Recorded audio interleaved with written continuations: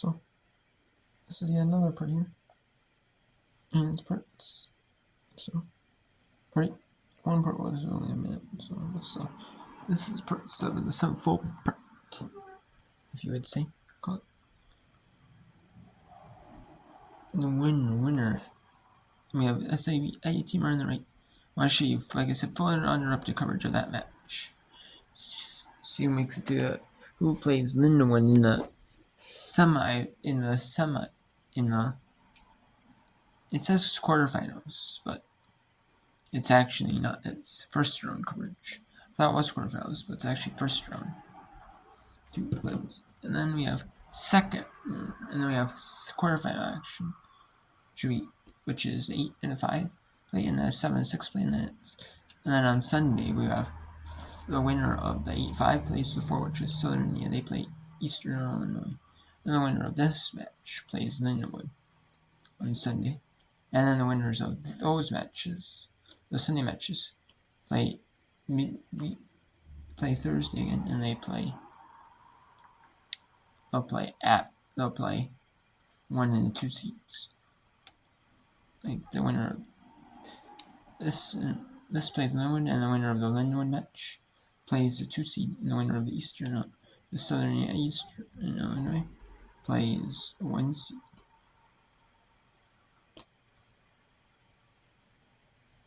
And the first round matchups are hosted at the quarterfinal hosts schools.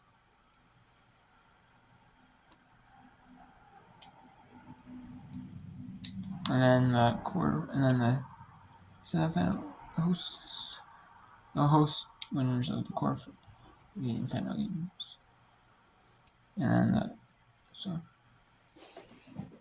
or it might be just the 1 seed hosting as well. It could be, not exactly sure. Feeney trying to go across the net. I'm assuming it is SIUE at U team. SIUE versus U team are. He'll get their subs. SIUE Southern Illinois University Iridsville versus U team is the sound. Then Illinois at Ohio State. She goes to the near post, but Titus right. If there's no goal in the next minute 34, there is the second 10-minute overtime. Both these goalkeepers made about 6 combined great saves that have kept goals off the board. Able to tap it through. They want to run from Weiss. Also, Perry trying to make up a run and just a little too far ahead of her and into the hands of Bozeman. Final minute and a half here in this opening period. The clock has not started. Now it has. Took a little bit to get going. Bozeman rolls it out to herself. Clips it ahead. Huntrod's able to get a foot on it. Not keep it in bounds. Way back. Just trying to put on some pressure. Naroda. Shield work. Good. Excellent job on the backside by Jolie Stinson. A Loveland, Ohio native, able to win the goal kick in the final minute of this opening period.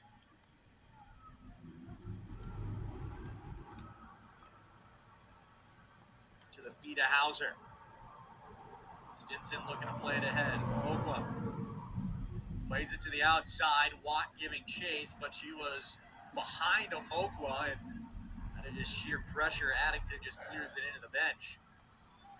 Final 32 of this opening overtime.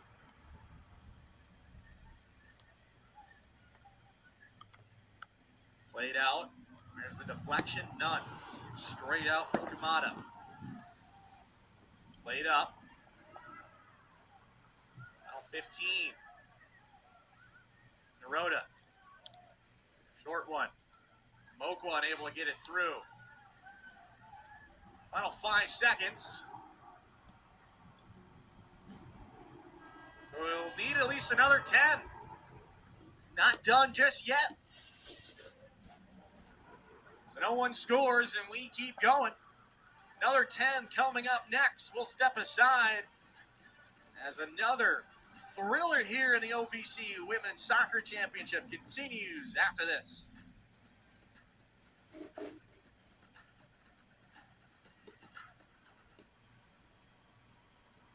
Alright, so let's take you to some other matches. We'll give you uninterrupted coverage of the overtime. Of overtime number 2. And it resumes. But for now, you can take you to some other matches. In fall. At Ohio State. I already showed you. But let's go to Colorado State at Wyoming. And one soccer here.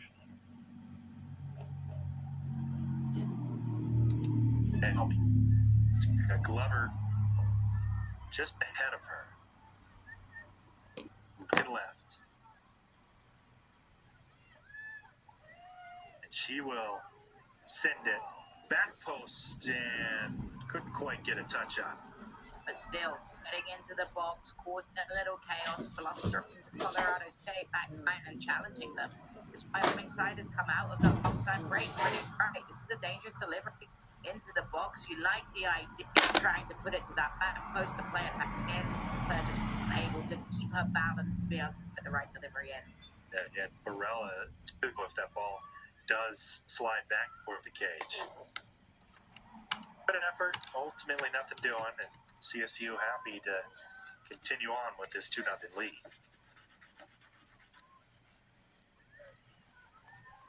Great move to get out of trouble. And to draw the foul. If you can't get them the end of it, draw the contact, get the foul. A really intelligent play there. At 1-on-3, got the ball out and drew the foul. We play up near side.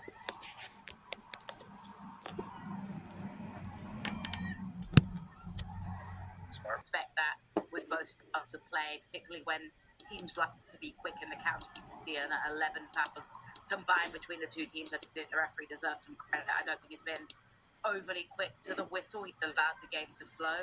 But you expect there to be challenges coming in, particularly with teams that like to counter, because you could call it an intelligent foul. It's a smart foul when players break down counter.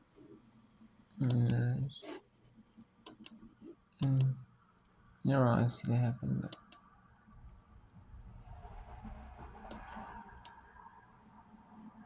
here you have Wagner at New Haven. New Haven is winning this conference. They only have one draw this season.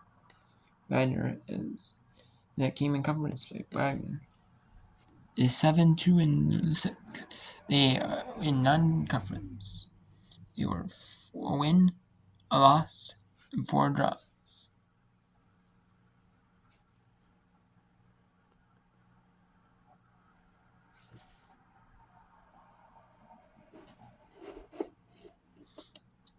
And so there, yeah, 7 wins, 6 draws, 2 losses, and it goes with these ESPN because of the score on there. You do wins, losses, draws. So, and then the teams are non-division or not division eligible for a tournament. They're not posted on there.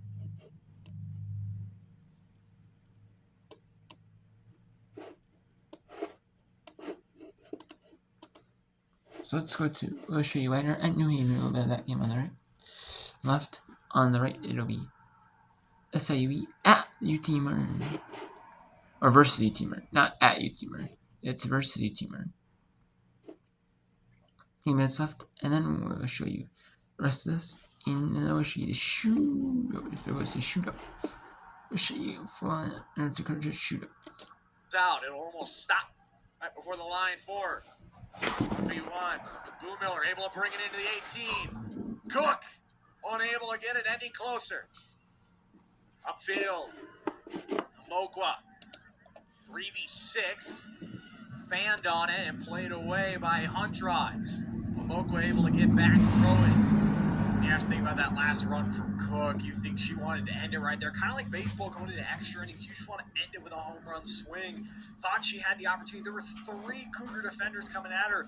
Thought she should have crossed that one, given her team an opportunity. Can't blame her for wanting to take it in, put it in her feet.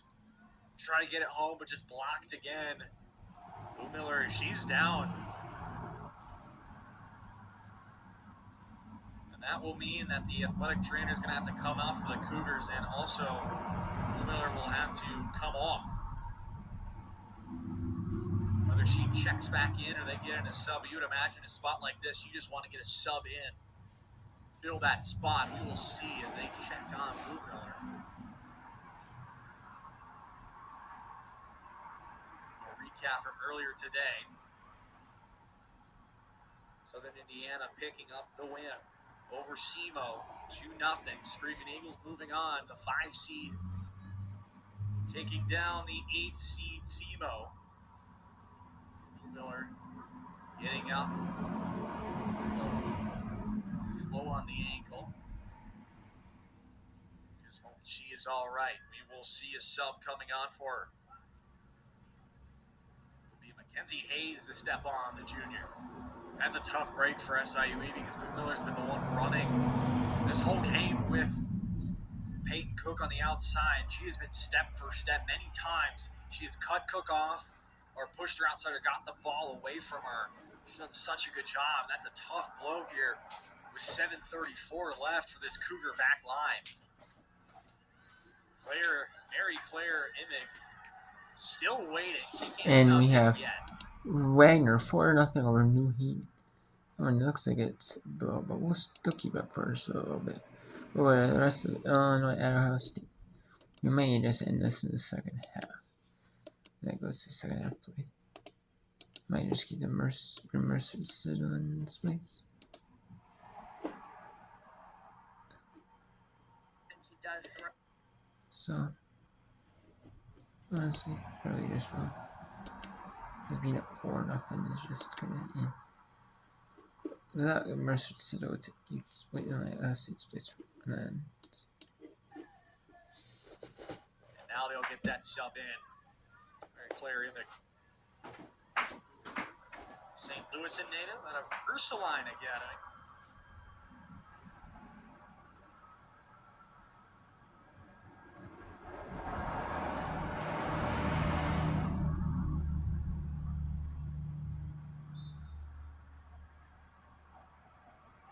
On throw it.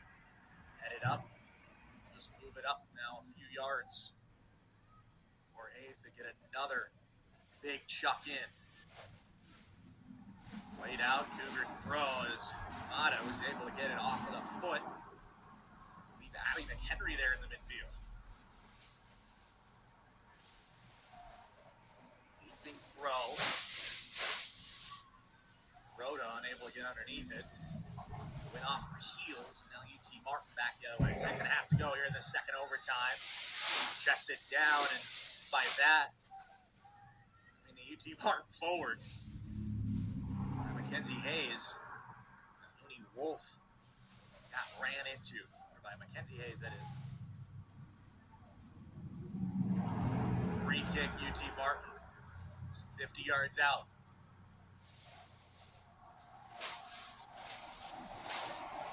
In the box, out of there. Pass upfield, Defini laying it off. Imig trying to move it forward, McCleary there, and to stop it. Swings it out to Cook. Let her run, didn't get it. McCleary. Long ball ahead. Overhead. Out in front, but offside. The flag up. As McHenry was in alone, and she was in 2 alone, in fact. Yeah, we've seen that time and time again today from UT Martin. Now they're 6th offsides of the game, and it's probably been about 3 times they've made runs that were just too early. And you can feel kind of the anxiousness of, I want to make a play for my team. You know, we just need a goal and trying to do something. That's when you just get a little bit of mental mistake. You just time your run earlier than you meant to. Mata with a good move. Cougars trying to move the other way quickly. Defini at her feet. To the far side. Got Imig. Didn't get the run. Or the ball for it. Get her with the chest down. Mata with a good move to get back. Far side with McCleary. Will poke it ahead, but doesn't keep it in. Bad angle. Allie Buckman getting ready to come back in.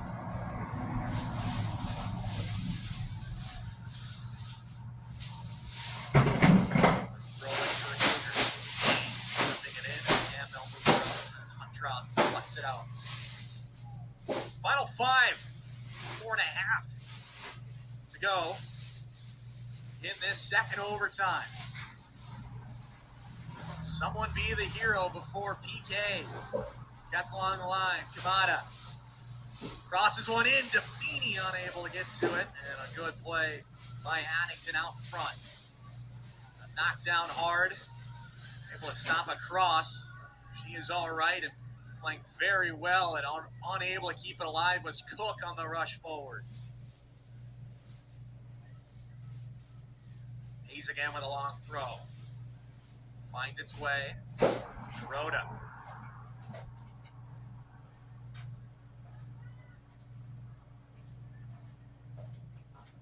Player Naroda, freshman out of O'Fallon, Illinois. Staying close to home. So finally, UT Martin will get their subs in. And Cleary coming back on, and Allie Buckman as well.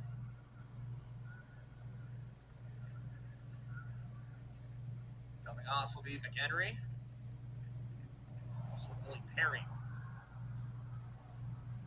3.5 even to go in this second overtime.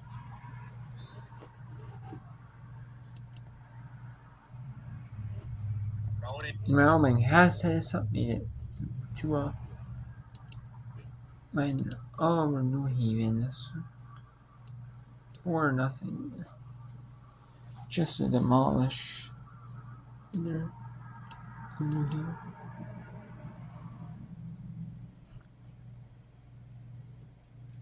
Yeah, let's bring in toss. Let's bring in the toss side of the game. Race at toss so that some are competitive. Yeah, I don't mind bringing in showing you non-competitive. I like watching competitive. We're here on this right side. Let's bring in Carlos T at Wyoming on left.